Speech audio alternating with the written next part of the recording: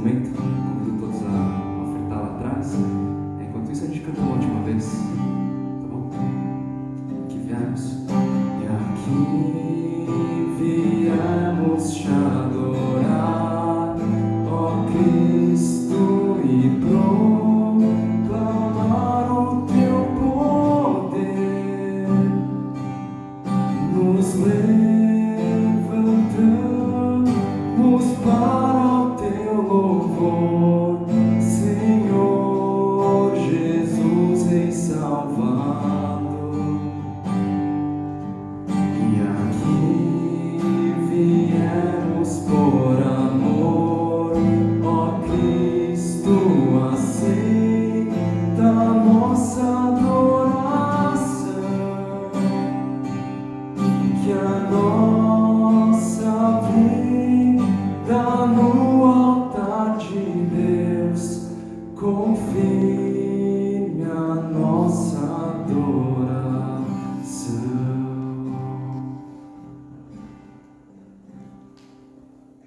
Podem sentar agora.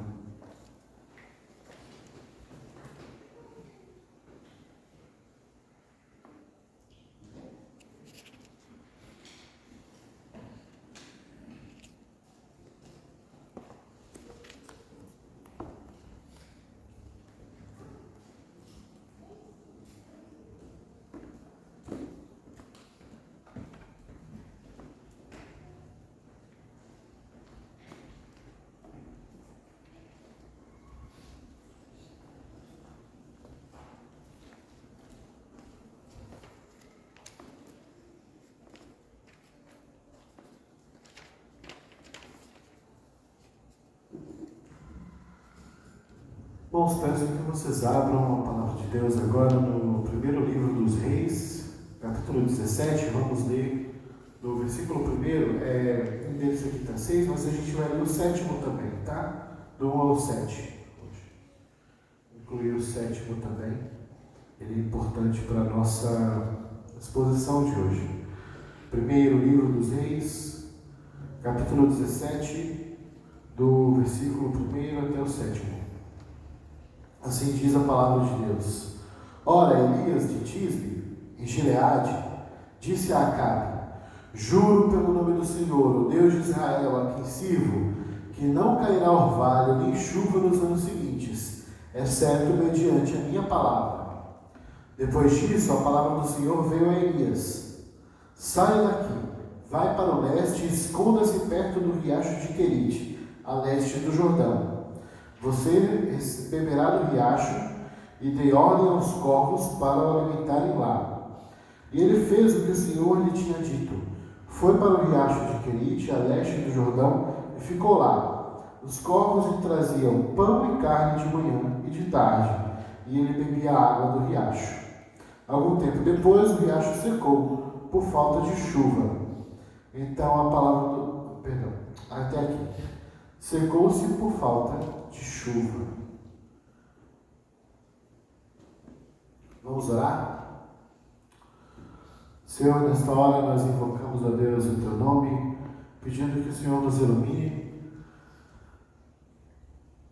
para que possamos compreender, Pai, a Tua palavra e que ela encontre morada, Pai, em nosso coração e venha dar fruto, para que sejamos aceitáveis ao Senhor, não por nós, mas por causa de Cristo que vive em nós. E é no nome dele que nós oramos. Amém.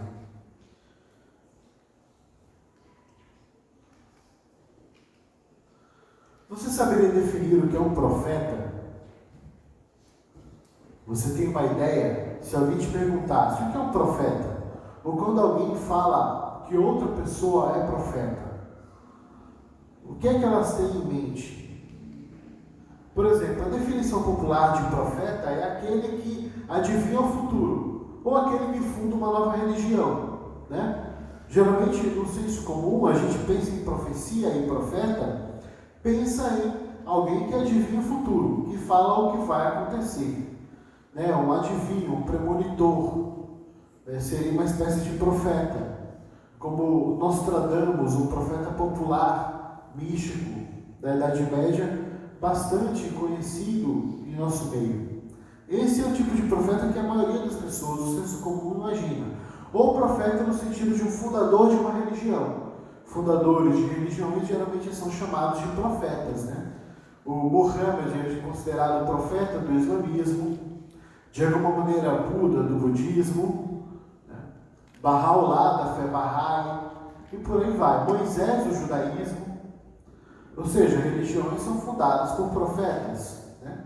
Mas a Bíblia ela tem uma definição muito particular do que é profeta, e é a respeito dela que nós devemos realmente nos ater. Esquece o senso comum.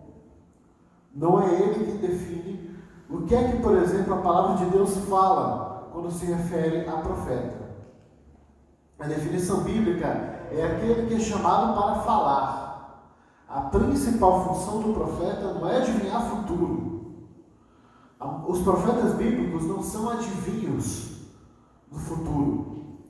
Eles são homens que falam da parte de Deus. Moisés era um profeta porque falava da parte de Deus. E agora aqui nós estamos entrando numa parte da história de Israel, na qual os reinos estão divididos, como vimos semana passada. Então entra num grande período de crise, em que vai haver várias crises espirituais, tanto no reino do norte quanto no reino do sul. Israel agora está dividido, e os dois reinos vão experimentar períodos muito ruins por conta dos seus próprios pecados. Então, será um período no qual será crucial o papel de homens levantados por Deus para falar em nome dele mesmo, para dar um recado ao povo, para chamar o povo ao arrependimento, para denunciar o pecado do povo e para muitas vezes anunciar a sentença. O que a gente pensa como adivinhação da parte dos profetas, muitas vezes, na verdade, é só o profeta anunciando uma sentença que Deus havia dito que iria colocar sobre o povo. Como essa sentença, muitas vezes, haveria de se realizar no futuro, às vezes no futuro próximo ou muito distante, então dá-se a impressão de uma adivinhação. Mas o profeta não é um adivinho. O profeta é alguém que fala da parte de Deus. E ainda hoje, nós precisamos também de profecia. De Moisés a João Batista, o último, digamos, dos profetas da linha do Antigo Testamento, todos eles apontaram para um grande profeta que é Jesus Cristo. Este é o profeta dos nossos tempos. Jesus é o profeta que fala hoje, por meio da sua igreja. Ou seja, a igreja do Senhor, ela continua tendo que exercer funções proféticas. E a gente vai tratar a respeito disso hoje, na vida do mais emblemático dos profetas do Antigo Testamento, o profeta Elias. O profeta que vai se tornar símbolo, digamos assim, de todos os profetas que irão segui-lo. Elias foi um profeta no reino do norte, no reino de Israel. Depois dele veio Eliseu. São profetas que, por exemplo, não escreveram nada, mas foi escrito a respeito deles, que são os livros de 1º Reis e 2º Reis. E depois vem os outros profetas que nós conhecemos como nomes também de livros da Bíblia, que são os livros que eles escreveram a respeito das suas profecias. Isaías, Jeremias, Ezequiel, os 12 profetas menores, como Jonas, Oséias, Amós, são profetas, homens que falam da parte de Deus. Eles falam que eles denunciam o pecado do povo, eles denunciam o pecado do rei, eles anunciam a sentença, eles chamam ao arrependimento. Deixa eu tirar o... Eles chamam ao arrependimento. Eles também anunciam que as promessas de Deus jamais foram esquecidas por Ele e são sempre renovadas por Ele mesmo. E aí sim, de novo, vai parecer que Ele está predizendo o futuro como se fosse um adivinho, mas não é isso. O que Ele está reafirmando promessas que Deus fez. O profeta nunca fala nada, o profeta verdadeiro nunca fala nada a respeito de si, mas ele fala da parte de Deus. Então nós veremos quais são as características de um verdadeiro profeta de Deus, para que você reconheça um profeta de verdade dos tempos de hoje. E na verdade já sabemos qual é o único profeta verdadeiro em nosso meio. Mas é útil nós sabermos isso também para saber se de fato a igreja do Senhor, por exemplo, pastores, pregadores que você ouve, se estão fazendo isso, se estão sendo fiéis a cumprir a função profética que a igreja deve exercer neste tempo, como a representante visível de Jesus na terra. E a primeira coisa que nós vemos é que o verdadeiro profeta fala da parte de Deus de maneira destemidamente, sem temor, com coragem. É o que Elias aqui faz.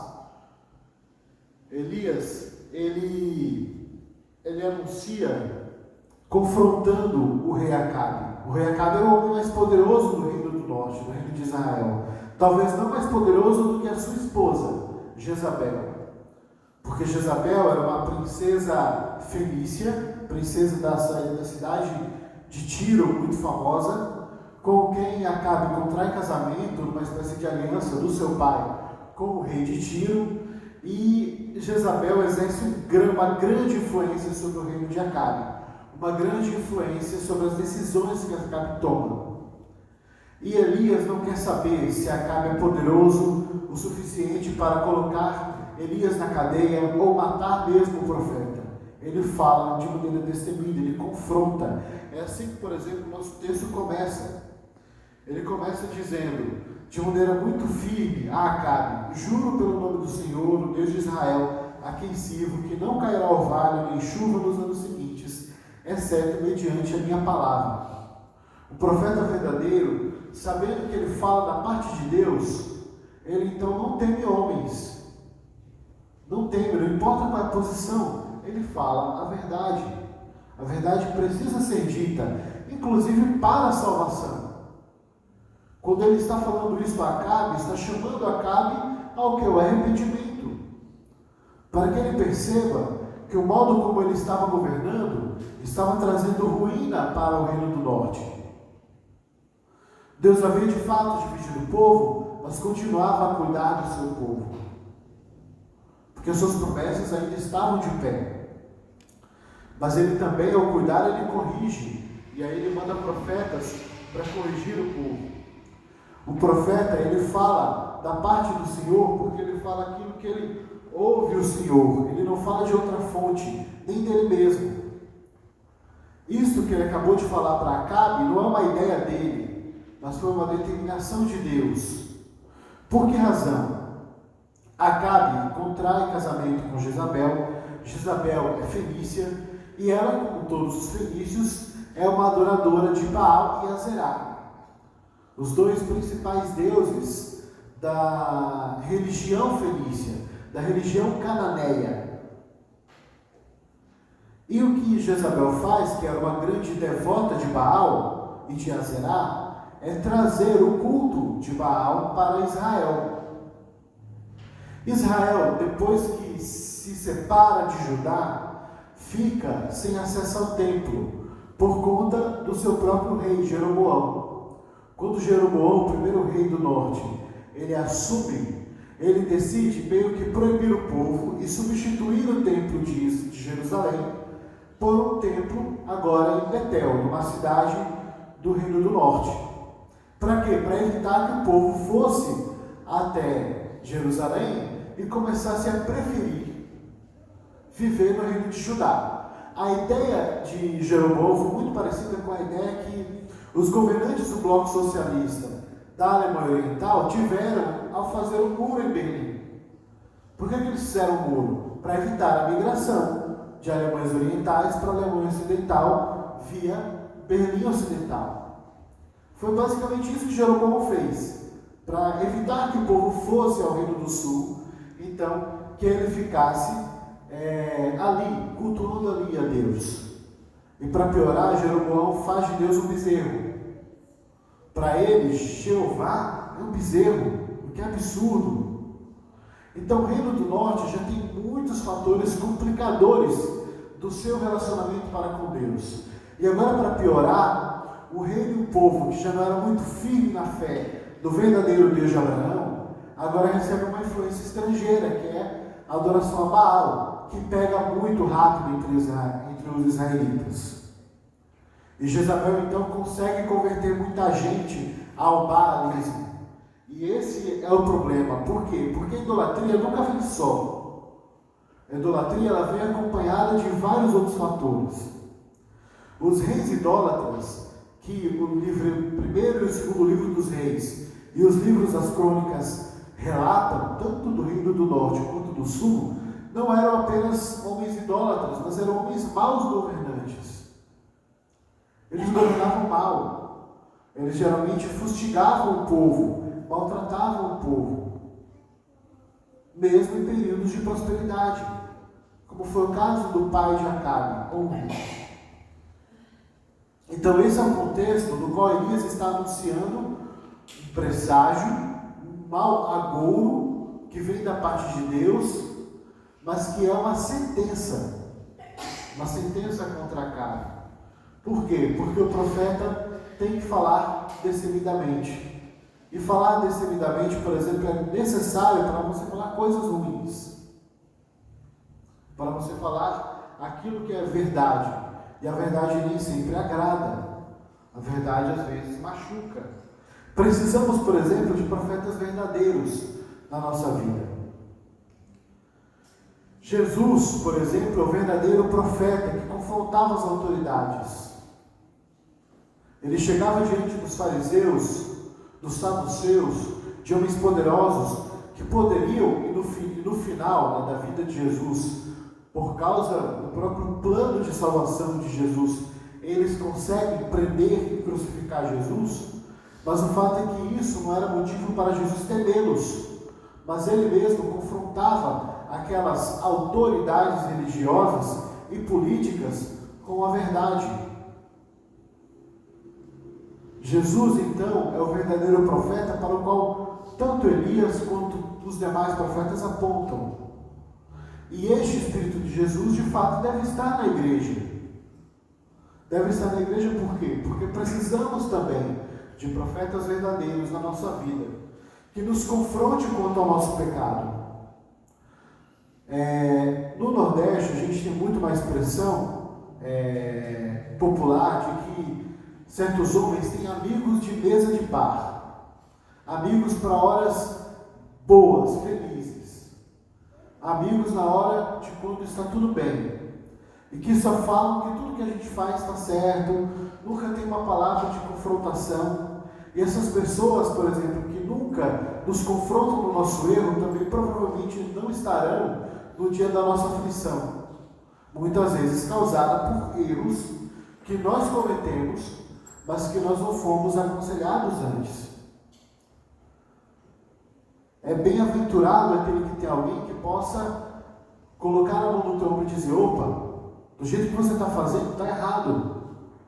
Você vai quebrar a cara, você está fazendo algo aqui que vai ser prejuízo para você, para o seu casamento, para a sua família, para o seu trabalho. É importante ter amigos que são profetas. Amigos que são profetas, então, que não apenas nos digam que estamos pecando. Porque, repare, não estou falando de apenas apontar erro.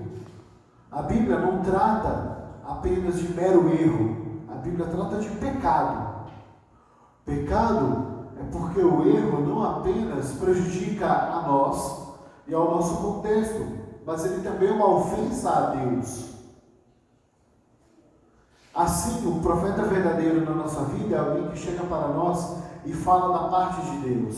Diz: o Senhor não se agrada disso que você está fazendo. O Senhor não está te agradando da maneira como você está trabalhando, da maneira como você está conduzindo a vida do seu casamento, como você está tratando sua esposa. Olha a rispidez com que você trata ela.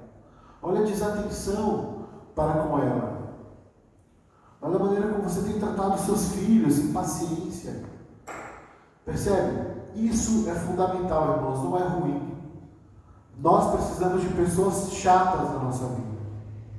Pessoas chatas da parte de Deus. O profeta era um homem chato. Era um homem que colocava a festa um pouco para baixo. Por quê? Porque era necessário. Porque a festa estava baseada em coisas ruins, em ilusões.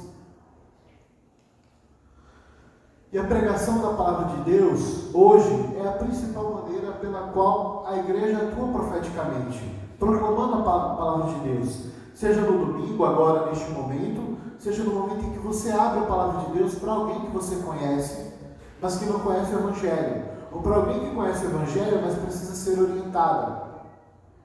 E você abre a palavra de Deus, estuda com ela, ora com ela, a maneira de você ser profeta, no sentido da função, não de um cargo, mas de você realizar um ato profético, como é muito comum nas igrejas neopentecostais, é puramente o verdadeiro ato profético, pegar a palavra de Deus, abrir, ler, explicar e aplicar na nossa vida.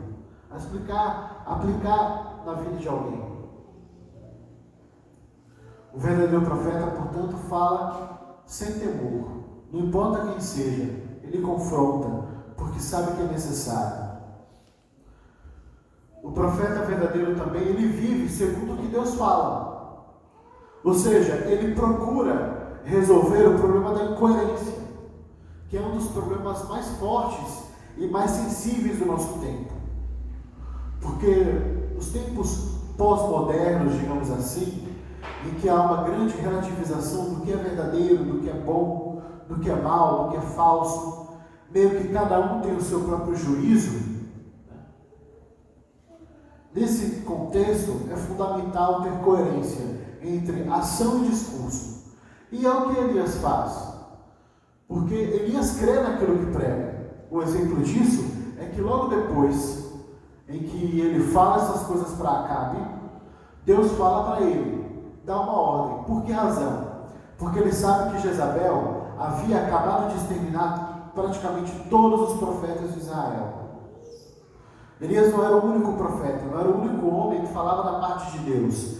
Deus usava outros homens para falar da parte de Deus. Algumas mulheres também eram levantadas para falar da parte do Senhor.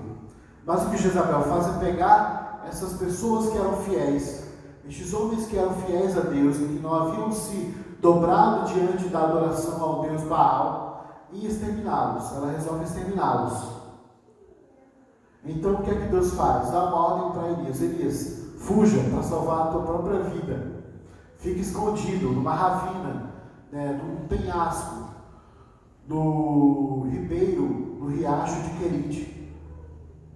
E Elias atende, porque ele ouve a palavra do Senhor e atende. Ele vive o que prega. Ele não manda os outros fazerem a vontade de Deus quando ele não faz. A primeira preocupação é ele fazer a vontade de Deus. Fazer a vontade de Deus não é adivinhar aquilo que Deus tem para nós no futuro. É fazer a vontade de Deus que está muito clara diante de nós na forma de mandamento. É fazer aquilo que Deus nos manda fazer. E aqui Deus dá uma ordem a Elias, e Elias cumpre, Elias obedece, Elias é sensível à voz de Deus. Irmãos, muitas vezes nós nos tornamos insensíveis, com ouvidos cauterizados. Por que razão isso acontece? Porque, por vezes, nós não amaciamos o nosso ouvido ouvindo a palavra de Deus, lendo a palavra de Deus, procurando, cultivando ter comunhão com Deus. E nos enchemos de várias outras coisas. De tal modo que não sobra espaço. E a gente pouco pensa a respeito de Deus e de seu Evangelho. Pouco pensa a respeito de Jesus. E aí, quando a gente tem a oportunidade de ouvir a palavra de Deus, faz pouco efeito em nós. Mas um profeta verdadeiro, ele é sensível à palavra de Deus. Quando Deus fala, por meio da sua palavra, isso lhe toca o coração. Cala fundo. Porque é o Senhor falando. Meus irmãos, não tem ninguém mais interessante no universo do que Deus. Não tem ninguém mais sábio.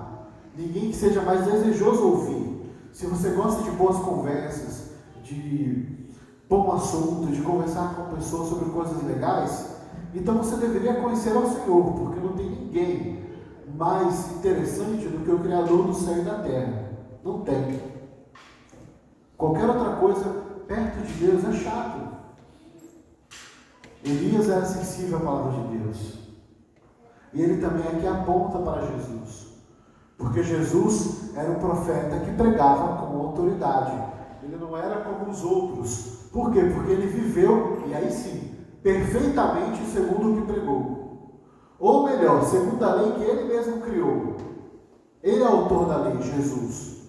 O autor dos 10 mandamentos. Quem inspirou toda a Torá. Ele é o autor da vida. E o que ele faz? Ele vive conforme aquilo que prega. Por isso que os israelitas no tempo de Jesus diziam: este não prega como os fariseus, porque eles sabiam que os fariseus eram hipócritas. Os fariseus pregavam de um jeito, mas viviam de outro. Pregavam uma piedade que na prática não se via. Mas Jesus não. Ele prega com autoridade. Por quê? Porque a vida dele é coerente com a fala dele.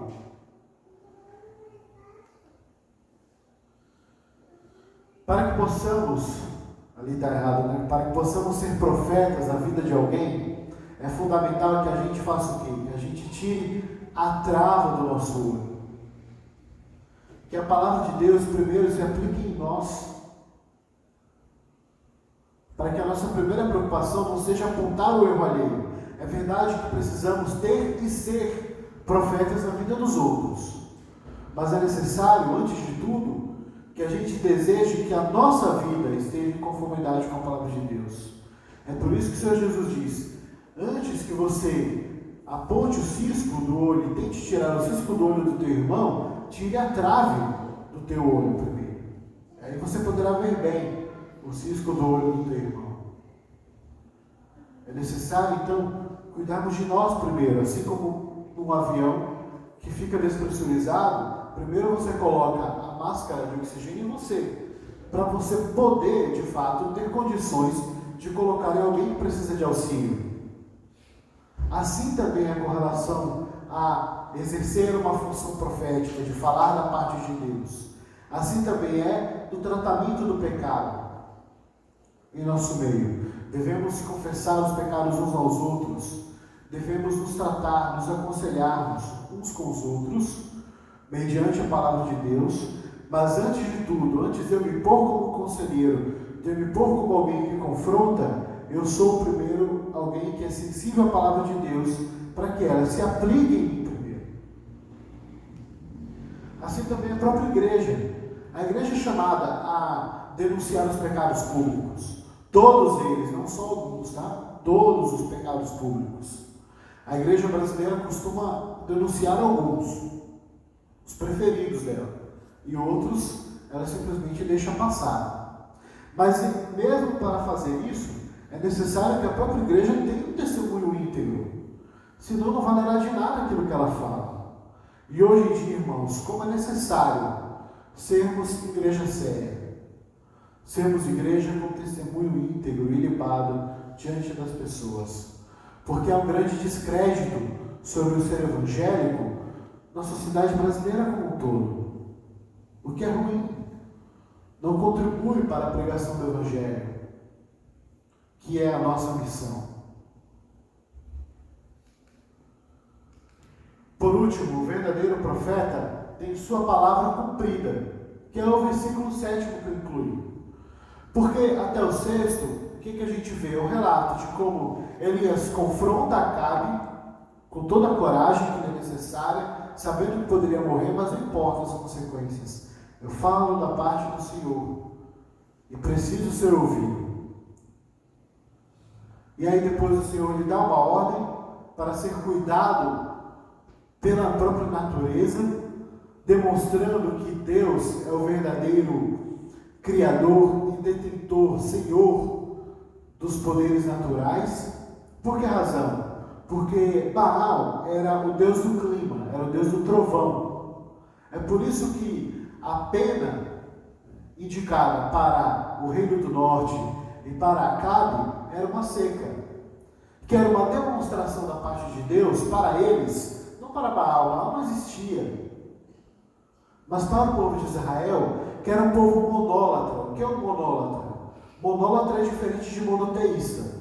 O monólatra adora um Deus, mas ele reconhece que há outros deuses, só que ele só adora um. Em Israel, havia muito mais monólatras do que monoteístas. Como assim? A maioria dos israelitas não entendiam que só tinha o Deus Javé, o Deus Pai de Jesus Cristo, o Deus de Abraão, de Isaac e de Jacó, o Deus que falou com Moisés. Eles entendiam que além deste Deus, existiam os deuses do Egito, os deuses de Canaã, os deuses da Babilônia, de tudo que é lugar. Só que o deles era maior. Então eles adoravam ao Deus Jeová, o Deus Javé. Era assim que eles entendiam. O que é um erro, porque na verdade Deus nos chama a sermos meramente monólatras, a sermos monoteístas, ou seja, reconhecemos que não há nem outro Deus além de Deus, que é a Santíssima Trindade, o Pai, Filho e Espírito Santo, segundo a revelação que nos é dada a partir do Novo Testamento, né? Então aqui era uma briga para quem ver quem era maior. O Senhor, Deus, não precisaria disso, mas para o povo se livrar da idolatria, sim, precisa. Então eles precisavam ver que Deus tinha controle, o Deus verdadeiro tinha controle sobre aquilo que Jezabel e os sacerdotes de Baal diziam que era Baal que tinha controle. Não à toa que o que se segue a este relato aqui, depois de Elias visitar a viúva de Sarepta, se segue exatamente a uma espécie de competição que Elias propõe, exatamente para funções didáticas, para que o povo entenda que só há um Deus, que Baal nem existe, nem tem poder. Aqui no versículo 7, ele simplesmente diz, olha, o riacho secou, o que era um sinal da seca, porque ele secou por falta de chuva. Estamos aqui numa região desértica, na qual a maioria dos corpos d'água são temporários. Eles só ocorrem quando há chuva, como muitos rios, por exemplo, do sertão nordestino, que secam em período de seca, porque sem chuva não há leito cheio. E aqui também é este sinal. A palavra do verdadeiro profeta se cumpre. O profeta mentiroso, ele não tem uma palavra que é cumprida. Jesus é o profeta cuja palavra se cumprirá, já tem se cumprido, pois ele mesmo diz que tudo passará, menos as suas palavras. Assim vale tanto para juízo quanto para promessa. Assim vale tanto para aviso, para que as pessoas entendam que, já que a palavra de Jesus não passou, é verdade, então que é necessário hoje arrepender-se dos pecados e crer no Evangelho. Mas também é bom, é promessa para aqueles então que já creem, porque ele também diz que estará conosco até o fim dos tempos. Ele também diz que na casa do Pai dele há muitas moradas, e que ele tem preparado um lugar para nós. Ele prometeu voltar, e ele vai cumprir, porque a palavra de um verdadeiro profeta de Deus se cumpre. Assim também, cuidado com profetadas, revelações, coincidências, sinais, buscar essas coisas e ouvir essas coisas de terceiro em especial. Tomem cuidado com isso, porque isso já foi demonstrado, não é o mesmo que profecia na Bíblia. Profecia na Bíblia falar da parte de Deus, a palavra de Deus. A maneira como você exerce função profética hoje não é adivinhando o futuro do outro, nem revelando coisas ocultas do outro, mas é falando para ela, da parte do Senhor, aquilo que está na sua palavra.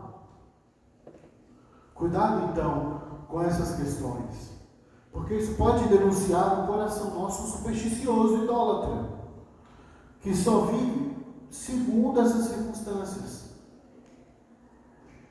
Creia, portanto, então, nas palavras que Jesus falou. Elas têm se cumprido e se cumprirão. O verdadeiro profeta do qual precisamos hoje ainda é nosso Senhor Jesus Cristo. Ele é o profeta dos profetas, assim como foi o sacerdote dos sacerdotes, e ele é também o Rei dos reis. Ele é o profeta maior, não há ninguém como ele. E a ele precisamos ouvir, porque ele diz que aquele que guarda as palavras dele e a cumpre, esses são os que verdadeiramente o amam. Concluindo, irmãos, Jesus é um profeta maior que Moisés. O próprio Moisés profetizou que Deus haveria de suscitar um profeta maior que ele e que o povo deveria ouvi-lo. Na transfiguração é demonstrado que Jesus é o maior dos profetas porque Moisés e Elias aparecem. Sim, eles aparecem depois de mortos, mas eles aparecem para exatamente apontar que aquele é quem aqueles discípulos precisavam ouvir. E nós hoje, que lemos esta palavra, é Jesus Cristo, o profeta de Deus por excelência. E Jesus é o próprio Deus, por isso que ele não tem profeta maior do que ele, porque ele é o próprio Deus andando em nosso meio e anunciando a sua palavra. Que coisa maior do que essa? O próprio Deus se dignando a andar em nosso meio, a falar conosco, a anunciar a tua palavra de salvação. Vamos orar? Senhor, nós te rendemos graças a Deus, porque o Senhor levantou o passado, profetas, o Senhor tem levantado, Deus, o presente também, a tua igreja, para exercer, ó Pai, esta função profética, aqui entre nós e nosso meio, mas também junto à sociedade. Deus, nos dá a ousadia necessária para falarmos com destemor, nos dá também a pureza necessária para vivermos segundo a tua palavra, ó Pai, e a confiança de que a tua palavra ela se cumpre no tempo devido, ainda que demore segundo a nossa perspectiva. No nome de Jesus, que é o sumo profeta, Pai, nós oramos. Amém. Vamos cantar?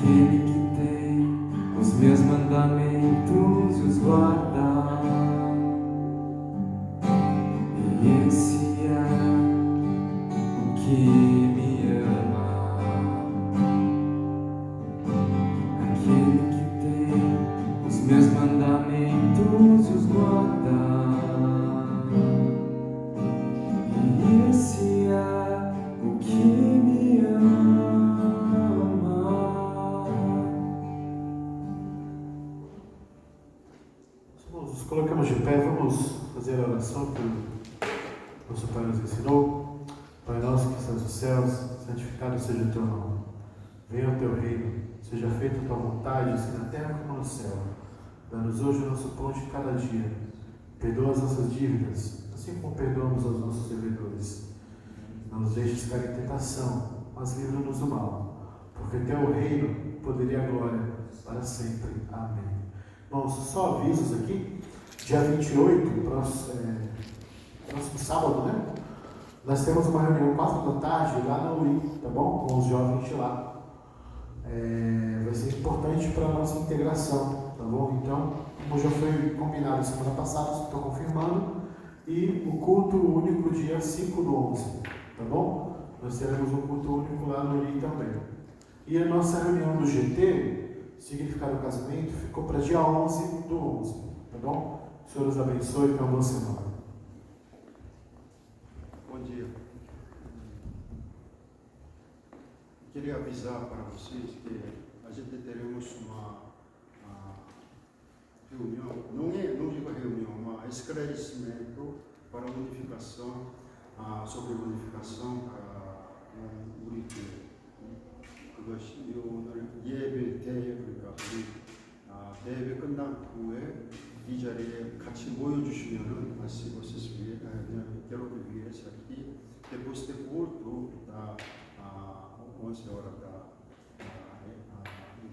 adulto, quero que vocês participem para esclarecimento sobre unificação, porque às vezes nesses momentos, nesses dias está assim, notícia ou só falta de esclarecimento está tendo um comentário distorcido e também algumas dúvidas parte de membro do FIES que está tendo muitas dúvidas. Essa dúvida vai ser esclarecido, perguntas e vai ser respondido para não ter dúvidas futuramente, para a gente quando for unificado, e a gente queremos ter paz e nossa reunião esteja pelo bênção de Deus, que todo mundo seja unificado e a nossa alma, a nossa fé